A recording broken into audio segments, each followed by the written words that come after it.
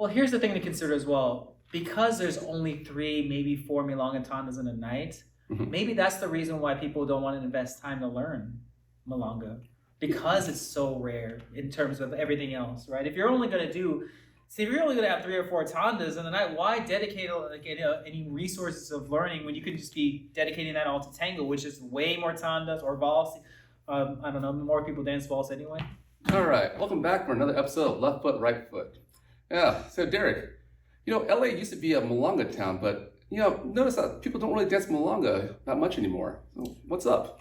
It's not, I don't think it's just in LA. I actually think it's more widespread than that, right? I think lots of times now what I've been noticing is that a lot of people take their breaks on the Milonga tanda, right? There's nothing more. I feel like once anyone hears it, then that's like, that everybody's either going to go get some water or go outside and smoke, or it feels like a lot of people are really taking Milonga and using it as a break. Now, don't get me wrong, there are still a lot of people that love Milonga, request Milonga all the time. When's the next Milonga coming up?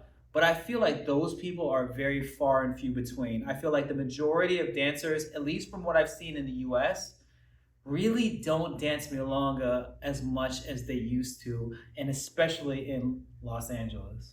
And I agree with you because I used to love Milonga to the point where I would seek out Milonga classes, which makes me think, like, do we have Milonga classes anymore?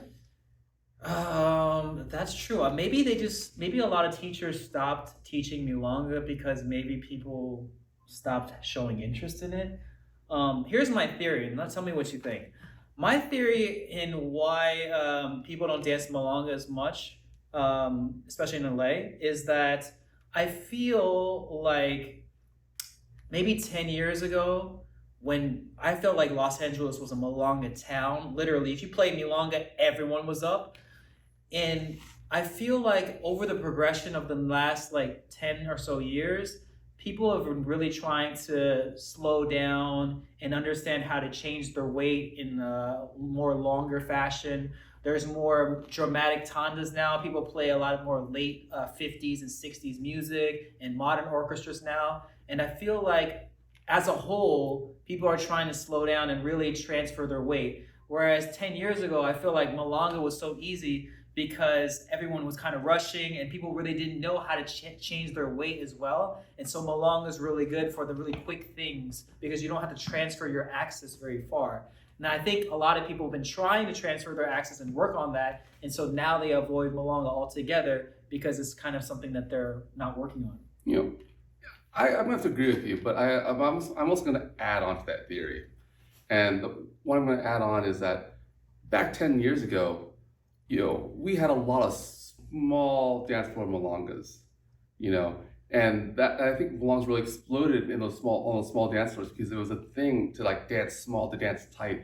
It was almost like you got to be a good dancer to dance in a tight space, and you proved yourself in those small Milongas. And part of proving yourself in those small Milongas was also by dancing Milonga.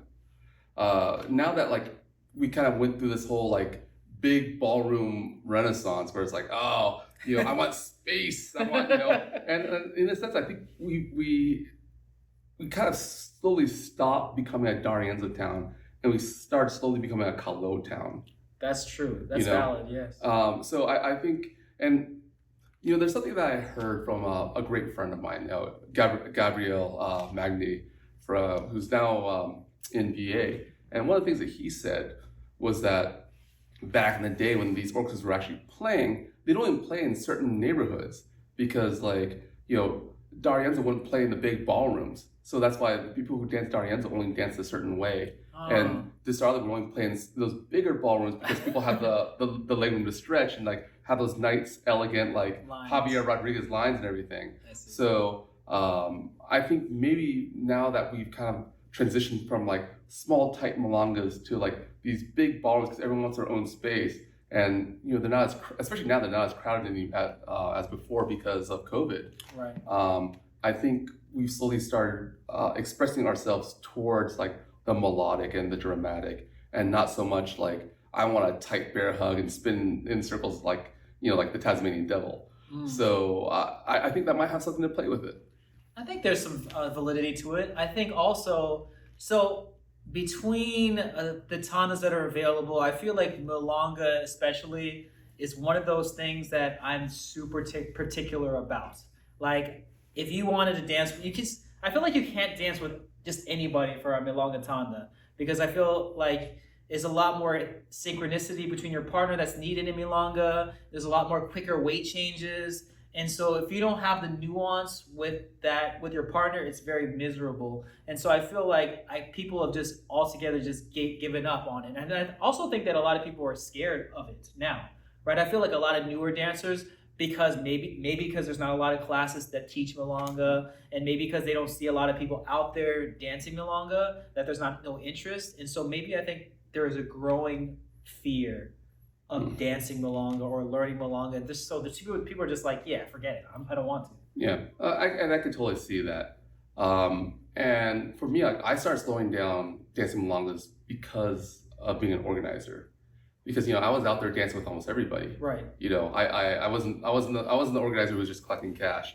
I paid someone actually to do that for me, and I was out there dancing with everybody. So my choice was, okay, I could dance 3 tangos with people who were sitting out, or 1 Milonga because I'm gonna get all sweaty. I need a break. Yeah. So it's like I dance 1 Milonga and I need 2 tandas breaks before I can get back out again because I need dry off and fan myself down. And I wouldn't dance the Milonga until maybe the last Milonga tanda because by then it's kind of it's kind of thinned out, and I didn't have that many more tandas in me, so I could just push it and muscle through the Milonga tanda. Well, when we first started, I feel like it was a goal of ours to never set out a tanda. I remember sometimes if I sat out two tandas in a whole night, that was a lot. I'm used to dancing every tanda, and that has gone away a long time ago. But I remember I used to be like that. I was like, if I sat out 3 tandas, that would be like, wow, that's like a record. Yeah, but when I was organizing, I wasn't dancing with the best dancers. That's true. So I was continually taking damage every time I was going out there. I wasn't necessarily dancing with the best dancers either, but maybe. So here's a thought, right? As you progress in tango, does it become more labor intensive, or even if you dance with the best dancers, does it require more effort to establish technique and to you be grounded and to transfer weight cleanly with another? Does it take more effort at a higher level to dance? I don't think it takes more effort to dance at a higher. To dance at a level that you want to dance, right, with anybody. But I do think that because you become a more experienced dancer, you want to express yourself in that way. Like you want to, your idea of 100% is a lot different than 100% as a 1-year dancer. Because 100% of the 1-year dancer is, I'm just gonna run through and that's it, And I think that, as a 5-7-year dancer, your repertoire has changed. You have an idea of slowing down, expressing the music. Because, when I was a 1-2-year dancer, I just thought the music was just a beat. I had no idea about melody. I had no idea about these other things. I'm like, whenever it says feel it, I'm like, yeah, I feel the beat, I feel the Darienzo, So it's very different. But, I think now that people have kind of waned away from Milongas, I think this is a great opportunity to revisit Milongas. And I'm going to say something, to me, it's like game theory. Okay. And that is this. Normally, what everyone else does, I'm going to do the exact opposite. And because I can capitalize on the value that everyone's missing. And the value that everyone's missing in a Milonga tanda now is that no one dances, so it's a clear floor. I got all this space to myself. No, but not just that. Now you don't have to worry about navigation. Because how many times did you go there for the first 2 hours? You're like, oh my god, I'm gonna wait because navigation is hectic. That's true. So I think my game plan now is I'm gonna show up. I'm going to dance the first 2 Milonga tandas because I'm going to wait till it thins out. And then I got the last 2 hours to dance all the tango I want. Because I want to dance still. I do want to dance still. And even though if it's a slower Milonga, like a Donata Milonga, like Sacapunta or whatever, yeah, it's still fun. And and there aren't that many people dancing, so you don't have to worry about navigation. You don't have to worry about all those things, and you can kind of set the tone. for the navigation, because there might be only like 6 people out there. Right. So, I think right now it's a lost opportunity on a lot of people, and I think it's a good time to revisit Milongas, because now that we're a big ballroom community, in terms of there's a lot of space. Yeah. And, we have a lot of new beginners now because, there's this big push to get more beginners out there. Mm-hmm. I think it's a good time to get people out there and dancing Milongas, because, you don't have to worry about like the level of the dancers because you have so much space. The other thing is, I know back in the day, it was such like, the whole idea of your Milonga partner was almost like a Pugliese. It's like Right, exactly. you have to you have to match. But now that I've taken a lot of these Milonga classes and workshops, like the one we had at SoCal with Karina and Octavio. Yeah. My idea of who's an acceptable Milonga partner is much different now than it was back then. What do you mean? Like you have a wider net? You have a wider net. Like I don't need to sync up as much, because I think the reason before was I had this idea that I had to dance traspié on every single traspié. I gotta hit every beat, every single beat.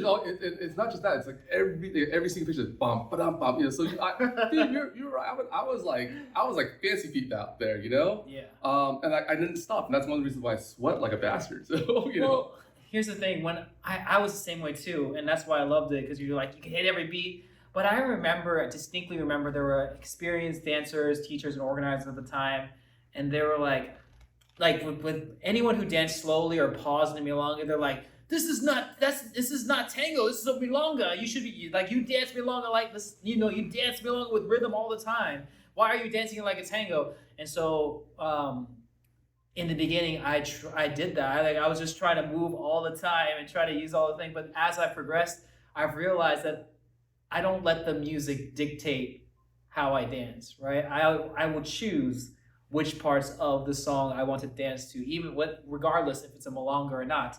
And so I started dancing milongas really slow, right? Really internal, really like, and yeah, so I went away from that. And so it's interesting that in the beginning I was so like, hit every beat, and now I'm more like, take things slow sometimes, settle here, pause, why not? Who cares, right? Mm-hmm. And so now I'm more on that train. Well, maybe I need to go back again. So one of those things in tango that's so interesting is that you always swing one direction and then eventually swing back, and then you try to find a balance. So maybe I'm back to hitting every beat again. but I think it's just the trend. Like the trend back then was hit every beat. Yeah. Maybe the trend now is slow down. And we just had that class with Karina Inez where we definitely slowed down the milonga. I don't think there's anything wrong about slowing down as long as you understand the musical structure to slow down. And I think that was one of the reasons why people didn't slow down back then, because their slowdown wasn't at the right place, and they didn't do it I don't think, at least for me, I was not very skillful in slowing down. So it's a lot easier to hide your flaws in the speed, and because when you slow down and you only take that one step, all eyes are on that one step. You can't hide it in the percentages. You do 100 steps, no one's gonna see those 5 steps that you missed. Here's another thing though. I think also it's a game. Like, in order to prove yourself, we're both tango DJs. I think a lot of tango DJs, they don't play really great milonga tandas. I'm just speaking generally, right? I think what makes a great DJ is a DJ that plays solid milonga tandas, and surprisingly enough, that's actually more rare than not. Yeah. Right? More like a lot of DJs, you're like, what is that? It sounds like the theme from Disneyland or something. Why did you choose that? Right? Well, I hear that more for valse than I do for milonga. True, the valse, Disney, but you know what I mean. Like, there's weird, obscure milonga songs that what did Spotify pick that for you? Like, I don't get it. So I'm a little guilty of that. No, I want to try something. I want to go faster. No, it's not that. It's just because there are certain milongas I really, really like, and I feel it. I feel it. I feel the need for speed. There's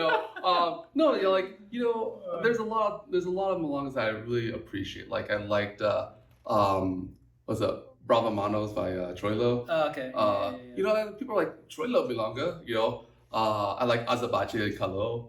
You know, I like, especially I like the candombe. So, Yeah. you know, and a lot of people don't like candombe. So, you know, candombe is usually a no-no. but you know, but the thing is, like, that's but that's what you're gonna get when you hire me. You know, I'm sorry. Oh my God. I'm sorry. We want Milonga's hard enough. We want something that's especially Milonga because you only get like three Milonga tandas in a night. I know. They Sorry, better be good, man. Like make them good. We don't want obscure Milonga tandas. Oh, I'm not talking about obscure, but I'm just. Well, we want the classic things that we know. Like, you know, if we're gonna pick someone first, that kind of thing, we want something. Yeah, but sometimes you just, you know, just one, just one, you know, Okay. just a tip. Oh my God. Just one, you know, because like sometimes it's like, you know, if you do the classes over and over, it gets played out sometimes, you know. Well, the see is like some DJs when they play Milonga tandas, I think it sounds good when you're in your living room listening to it. But then when you're at the Milonga and there's a crowd of people, it's a little different than in your living room. No, I agree with you there. Or your headphones. I agree with you there. But like, but you know, how many Canaro tandas are going to play in one night? You know, because I feel like it's like how every DJ goes to Darienzo or Tangos. I just feel like everyone goes to Canaro for Milongas, and after a while, it's like, true. You know, that's true. I want people just to explore a little more. Like I want, you know, I mean there, you know, believe it or not, there are some fun DiSarlo Milongas. There are. You know, and like people are like, DiSarlo, what does he know about going fast? You know, so I get what you're saying, but sometimes it's like, and I don't want to be like, well, you got to be educated on tango music. You know, I don't want to be that guy. But you know, at the same time, it's like sometimes I just want to throw one in there just so people go, because that's the thing, you never know until you try, right? And I don't think no, like that was a crash and burn. I'm sorry, guys, you know. But sometimes like you try something new and it takes up. So it's like do you want to play it safe or do you want to take some risk? You know. Okay. And to be fair, on some of those risks, they are fun, right? In the beginning, I'm like, what is this? And then eventually, people, you know, those crazy ones where everyone claps, right? Yeah. After, those ones, they can be really fun sometimes. Yeah. Well, so you know, I'm still developing, and I'm still a little bit like nutty with my risk. But yeah, no, I mean, I see no problems as long as you have a few faithful, like tried, true, and tested ones out there, so that you don't piss off everybody. Well, here's the thing to consider as well. Because there's only 3, maybe 4 Milonga tandas in a night, maybe that's the reason why people don't want to invest time to learn Milonga. Because it's so rare in terms of everything else, right? If you're only going to have 3 or 4 tandas in a night, why dedicate any resources of learning when you could just be dedicating that all to tango, which is way more tandas or vals. I don't know, more people dance vals anyways. Well, yeah, but we have classes on how to dance the Pugliese. That's only one tanda a night. You know, I think what it comes back down to is it's what sells and what inspires people. So when people get out there, they get inspired. You know, they're like, dude, if you're dancing 3 Milonga tandas, they're like, oh my God, I want to dance with Derek. Maybe I should learn some Milonga. You know, it happens. You know, if there's someone that really piques my interest, and I'm like, oh wow, she has a fun Milonga. Maybe I should brush it up before I ask her to dance. Like, I'm gonna go out and take some workshops and take some classes. So it's not necessarily, for me, it's not necessarily, you know, it's not necessarily the music that inspires me, but sometimes it's the people that inspires me to get inspired by the music. It's like a, you know. Like, what about the opposite of that? Maybe some people have been traumatized from horrible Milonga tandas, and so that's why they stay away more now. That's a possibility. But, you know, like this person ran me all over the dance floor, and I'm like, yeah, but at the same time, it's like, okay, I've had some traumatizing tandas with people. Yeah. But there are people that help me regain my faith in tango, regain my faith in vals, regain my faith in Milonga. There are those people out there. So, you know, I think it's well worth the risk. And now, especially since there's less people dancing Milonga and we have all this space, I think it's a good investment because you're going to be that, because the thing is, you're going to be that person that people know, oh, he dances Milonga or she dances Milonga, right? And they're going to look across the room like, no one else dances Milonga. That's you know, you're going to be like the diamond in the rough. Diamond in the rough. Yeah, like everyone's going to go like, you know, I mean, because the thing is, you know, when people start selecting who they want to dance with, they have their top 3 in their head, right? And just by process of default, because not too many people are doing it, you could be one of the top 3. It's a low hanging fruit. I'd take it. I would take it. But even some of the best dancers that I know, even some of them, they're like, ugh, Milonga, you want to wait for the next one? Yeah, no, well, that's fine. But like, That happens a lot, actually, more often than not. it does. Like, it, you really want to do this one? We could do tango. And we'll wait for... It does, and that's very true. But again, what I'm saying is that it's low hanging fruit, and there are a lot of good dancers out there who do like Milonga.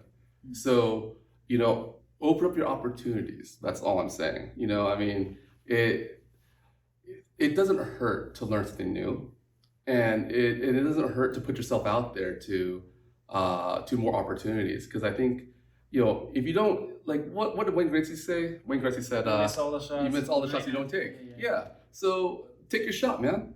Oh, but here's another thing to consider, right? Mm-hmm.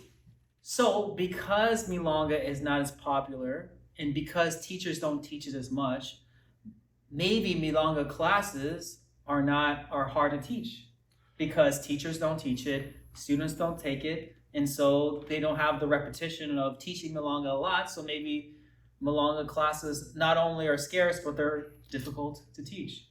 Or maybe this is a good opportunity for someone to be the only person who teaches Milonga. The Milonga master? No, okay, you know what? When I wanted to learn Milonga, where did I learn Milonga? I learned Milonga from Edmundo Thomas. Okay. He was the only guy locally that I saw that taught Milonga. And I ended up taking his tango class too, because you know what? It was convenient to do tango and Milonga because he taught on the same day. So, good way to get more students, good way to like recruit more people. But we have a couple teachers that specialize in Milonga. Where are those classes? Huh? Where are those classes? I don't know. You tell me. I don't see them, but if I look at their dance and I say what are they really good at, I know off the top of my head I know already 2 or 3 right now. I know too. Claudio. I need you to advertise, man. Guillermo, you too, man. Guillermo, I need you to Daniel advertise. Arias. Yeah. But that's Felipe. But that's what I'm getting at though, is that like nobody, like, people know them as dancing good Milonga, right? But where are the classes? And once it's Field of Dreams, man. If you build it, they will come. I'm sorry. But the thing is, you have to be first. You got to be first. So what's the rules of business? You got to be first, or you got to be good, or you got to cheat. Right? No, that's the rule of business. And and it's hard to be good, and you don't want to cheat, so it's very easy to be first. And if there's no one offering it, that's something you could offer. And if there's a market for it, everyone's going to come to you. And who knows? You might expand your tango classes. If I was a decent Milonga instructor, I would do it. Find your niche. There it is. I know. Let's do it. All right. Well, let us know. Do you feel the same way? Do you feel like a lot of people in your community don't dance Milonga enough? Or maybe they do? Let us know in the comments, because here in LA, I can tell you firsthand that most people avoid Milonga tandas. You play Milonga tanda, you're pretty much clearing the dance floor. But that's just here. We don't speak for everything else. We can only speak from our tango community. But we would love to hear your thoughts on Milonga. Does it scare you? Do you enjoy Milonga? But let us know. But thank you all again for watching, and we will catch you on the next one. Thank you for joining us for another episode of Left Foot, Right Foot. If you can, click the subscribe button and the notification bell so you can keep up to date with us on our newest content. It really goes a long way with helping us create more interesting and exciting content for all of you, and we appreciate all of your support. Thank you all so much.